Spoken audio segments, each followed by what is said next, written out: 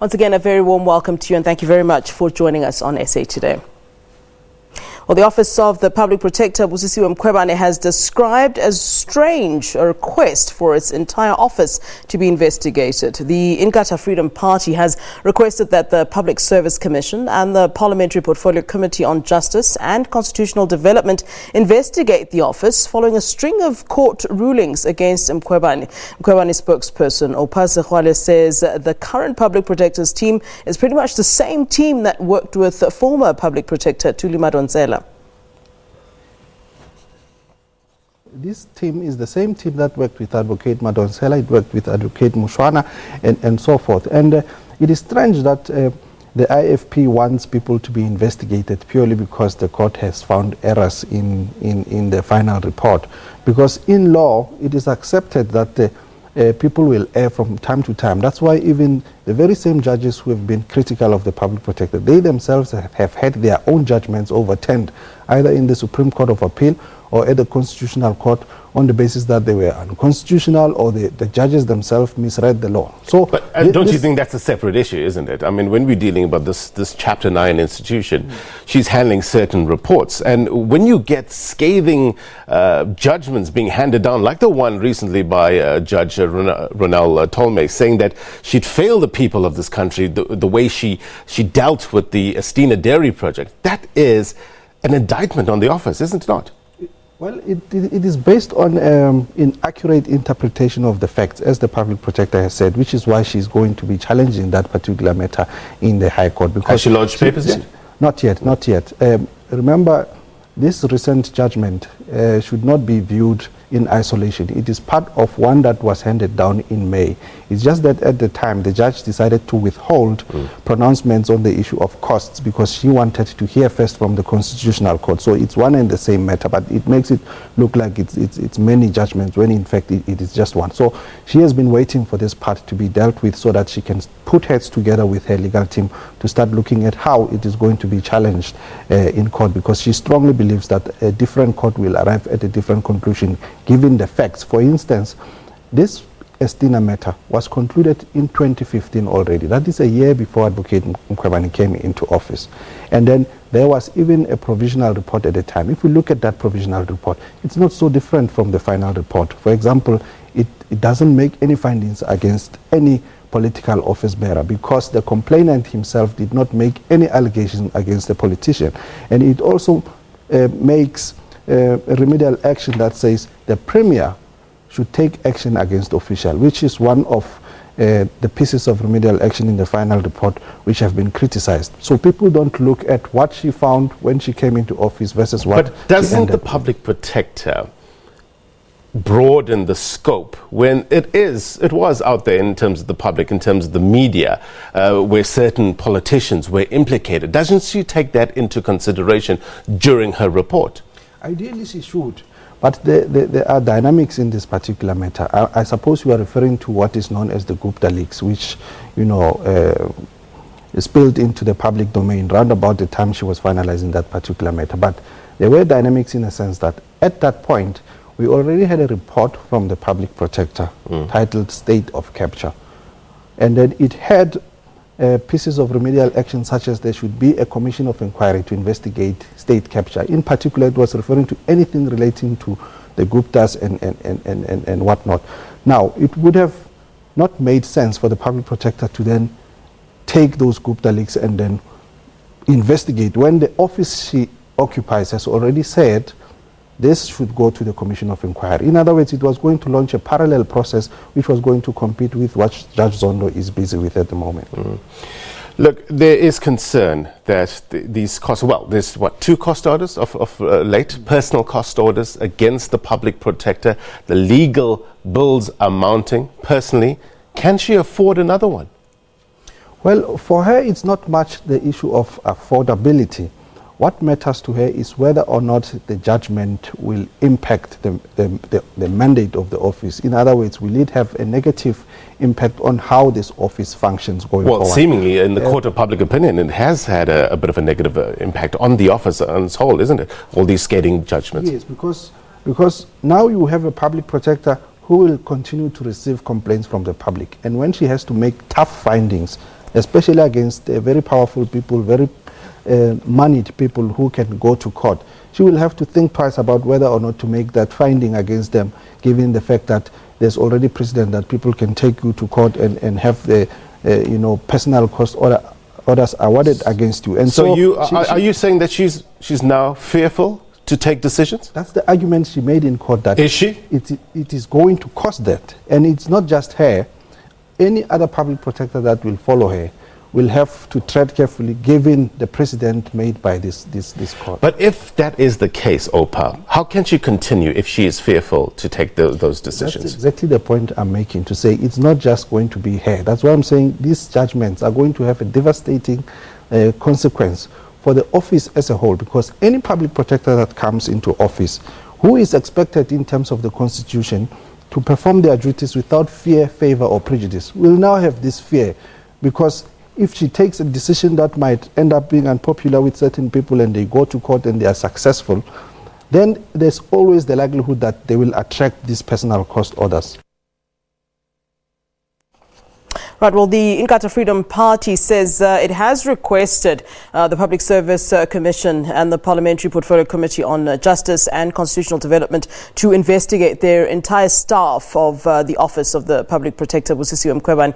The lFP's request follows yet another court ruling against Mkhwebane, this time with regards to the Estina Dairy Farm project. Judge Ronel Tolmay of the High Court in Pretoria ruled that Mkhwebane failed the people of the country in the way she dealt with her investigation. For more on this story, we're now joined on the line by lFP spokesperson Mkhuleko Hlengwa. Good afternoon to you, sir, and thank you very much for joining us here on SABC's SA Today.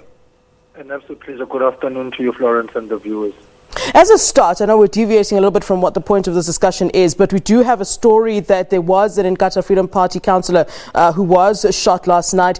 Firstly, condolences on the story, but just can we get some reaction from you, please, about that reaction? You have named the man as Mr. Mthembeni Majola. What more can you tell us at this stage? Well, friends, at this point in time, the leadership of the lFP is at the Majola home in the Utuwela district, and we will be making further comments once that visit has been concluded, as we did not want to be on media platforms, having not spoken to the family first, who are first and foremost the ones who bear the brutal brunt of this very painful and heinous act of violence which saw us lose a councillor yesterday. So what we can confirm is that yes, an lFP councillor was killed yesterday in what is seemingly an assassination. And of course, there were other passengers in the vehicle with him at the time, some who are now receiving medical attention in hospital. But it is clear that the target was Comrade Majola, and the lFP extends its deepest condolences to his family and his friends, and we will be making further comments during the course of today and tomorrow, as soon as the family has been able to brief us fully. And of course, we are also expecting the law enforcement agencies to give us information. They are on record to saying that they are investigating the case of one murder case and two attempted murder cases. So at this point in time, we as a party are still also receiving information and briefings, and we think it's prudent that we tread carefully on this matter, given the sensitivities of political killings and political violence in the province of KwaZulu-Natal in general, but the district of Utuwela in particular. As you will recall that last year, the publicity secretary of the lFP in that district was also killed, Comrade Mazibuko. And I must put on record again that this was not the first attempt on the life of Comrade Majola, as he was already in a wheelchair, having been injured previously in another shooting which took place some few years ago. So his life has been on the line, and it seems that the forces of darkness have been successful in taking it this time around. And so as a party, we extend our condolences, and we have received this news with great shock. All right, Mr. Hlengwa, thank you for letting me hijack you on that particular point. Let's get back to the issue of the public protector then. Now, you've asked that the entire office of the public protector be investigated by the PSC. I'd like to start with my own point before I get to that of the response from the Public Protector's Office. You would have heard there Mr. Opasakgalwe speaking and responding to your request for an investigation. But just as a start, which case in particular has sort of affected the IFP so much to a point where you're asking that the Public Service Commission intervene and investigate the entire office of the Public Protector? Well, this comes on the backdrop of these adverse court findings which the Public Protector has been at the receiving end of. And so whilst we speak about the Public Protector as a person, the Public Protector works with a team. She works with an institution. She does not do every investigation. She does not pen every report. She may finalize it, of course, and sign off on it. And so there's a due process which is followed by the institution. And that institution is made up of individuals. And it is important that we look into not only the fitness of the Public Protector to hold office herself, as Parliament will be embarking on that process, but we also need to determine in good faith whether the individuals whom compose of that office are actually fit and proper for the work in which they have been expected to discharge. We are concerned at the fact that the court findings are speaking to serious shortcomings in the manner in terms of the work has been done, and the Public Protector is obviously receiving advice which is questionable, given the fact that she's been at the receiving end of all these court cases. This call is not an indictment on the staff of the Office of the Public Protector. It amounts to a skills audit. It amounts to us making sure that we do not focus on one person and the person of the Public Protector in that office, but we satisfy ourselves as a country that the Office of the Public Protector is fully staffed. So I certainly do not agree with what the spokesperson of the Public Protector is saying to say that our request is strange. Our request is very much consistent with transparency. It's consistent with the outlook which we expect of the Office of the Public Protector, particularly when we want to safeguard the collective integrity of its due processes on one hand and the outcomes on the other hand, to avoid a situation whereby reports are taken on review successfully, because it speaks to work which has not been done thoroughly. So as far as we are concerned as the IFP, this would be an opportune moment to actually zoom into what we have so we can plug the holes. This, in fact, is a call made to empower the Public Protector so that she herself has got the right stuff. But also, you must also recall that there have been very serious allegations leveled against the Public Protector, which spoke about a purge in the office of the staff that she found there and so on, and some of the appointments were seen to have been irregular. So we need to zoom into those allegations as well in the face of these adverse court findings. And of course, it's clear that due process is not being followed in a manner which inspires confidence. All right. Now, Mr. Hlengwa, you mentioned the fact that you'd like to have a skills audit, and I can't imagine that anybody would be fighting you in terms of you wanting to have skills audit in any institution. But I'll tell you why the spokesperson is saying that this request for an investigation into the office is perhaps strange. The fact that this team that you speak of, that you want to be investigated, is pretty much identical to the team that the previous Public Protector had. And at no point did you call for a skills audit during the previous Public Protector's reign in office. So I'd like to know why exactly now would you be asking for a skills audit this time around with the current Public Protector? Look, we must not run the mistake of saying that because it happened under Advocate Matonsela, therefore it must happen under Advocate Mkhwebane, and if it didn't happen then, it shouldn't happen now. Because we over-personalize the institution if we do that. We are speaking about a human resource infrastructure which needs to function with or without the Public Protector, because they are the people who do the spade work. Now, if shortcomings arise in the manner in which some of the investigations have taken place, some of the reports have been written. I mean, take a basic thing like the latest revelation that a subpoena meant for one bank went to another bank. Those are schoolboy mistakes which should not be happening in a high-level proficiency, high professional institution like that of the Public Protector.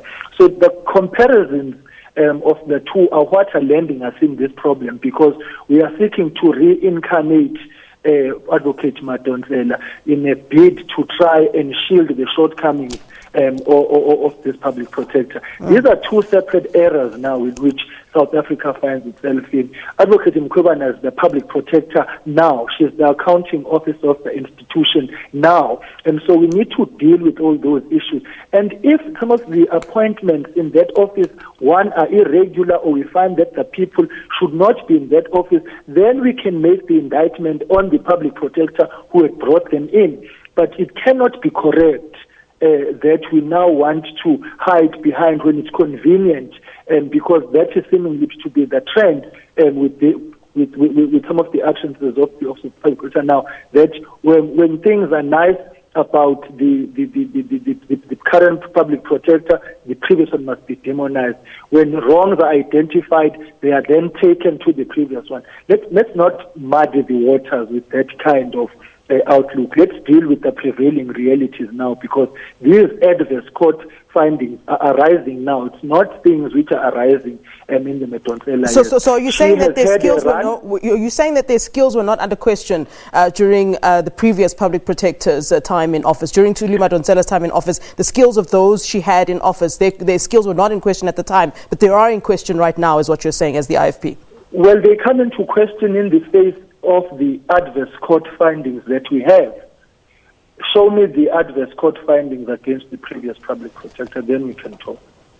So because if those people who are working there now are losing track of the ball, losing sight of the ball, that on its own is a problem. It speaks to another issue. If the people who are competent then, what is calling into question their competence now is the fact that now they are turning reports which are finding themselves at the receiving end of court judgment. Yeah, you talk about the adverse findings, and your request for investigation came after the Estina Dairy Farm project ruling. Now, the Office of the Public Protector says that it will challenge that ruling in the High Court in Pretoria that found the current public protector failed the people of the country in the manner in which she handled the Estina Dairy Farm project. What are your views on the fact that the office will be challenging that ruling? And what would you say if the office actually did win the case after they decided to, in fact, challenge the ruling? We can't venture into preempting what would happen. We're dealing with the issues as they arise now. It's the public protector's right to go to court, as we expect it to be anybody's right to go to court, and we will await the court findings at the time in which they are delivered. It would be improper now to seek to preempt it, because it would be meaning then that we're speaking in sixes and sevens. We're speaking about the established facts as they are now, and that there are a series of adverse court findings against the public protector right down from the Constitutional Court, in fact, which is not appealable, by the way. So this is not in a vacuum. It's part of a pattern, and it's what is concerning us as the IFP. But by all means, nobody should stand in the way of the public protector if she wants to appeal that or take that on review. It's her right to do so, and that should be respected. What do you expect from the Public Service Commission, since you have asked them to head up this investigation into the office? And have you had any response, in fact, from the PSC at this point?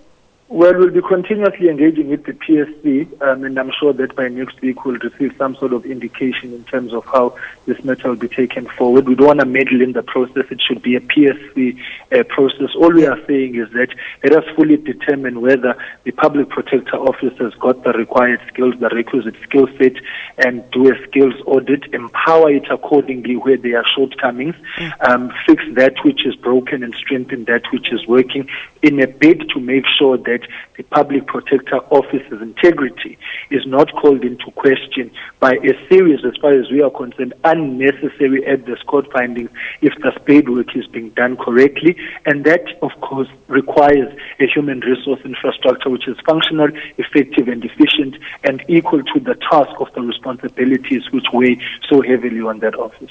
All right, Mr. Mkhuleko Hlengwa of the IFP, we thank you very much for giving us your time here on SABC's SA Today. Thank you very much, sir.